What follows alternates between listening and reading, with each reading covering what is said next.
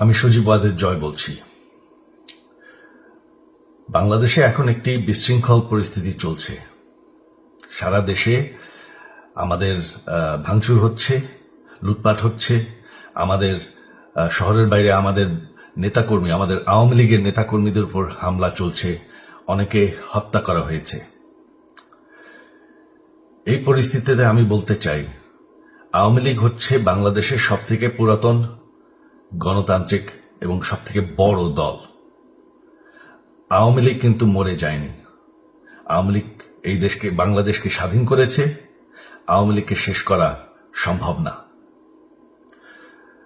আমরা বলেছিলাম যে আমার পরিবার আর রাজনীতি করবে না, তবে আমাদের নেতাকর্মীর উপর যেভাবে হামলা হচ্ছে, এই পরিস্থিতিতে আমরা হাল ছেড়ে দিতে পারি না।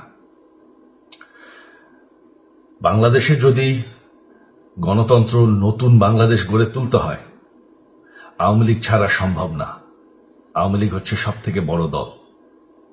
আওয়ামী লীগ কোথাও যাবে না, আওয়ামী লীগ শেষ হয়ে যাবে না। আওয়ামী লীগকে শেষ করা সম্ভব না।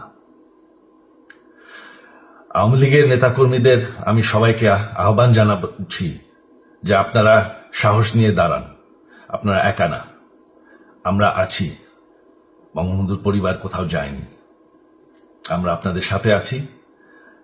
দেশকে, আমাদের নেতাকর্মীদেরকে, আওয়ামী লীগকে রক্ষা করার জন্য যা প্রয়োজন আমরা করতে প্রস্তুত।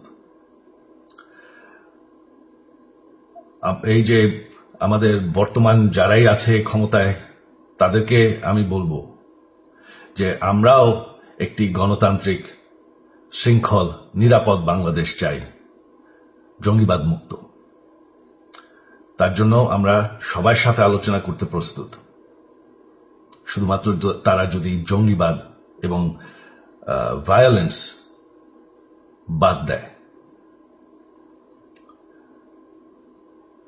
শেখ হাসিনা মরে যাননি, আমরা কোথাও যাইনি। বাংলাদেশ আওয়ামী লীগ ছাড়া গণতন্ত্র, নির্বাচন সম্ভব না। এই বলে আমি আমার কথা শেষ করছি। জয় বাংলা।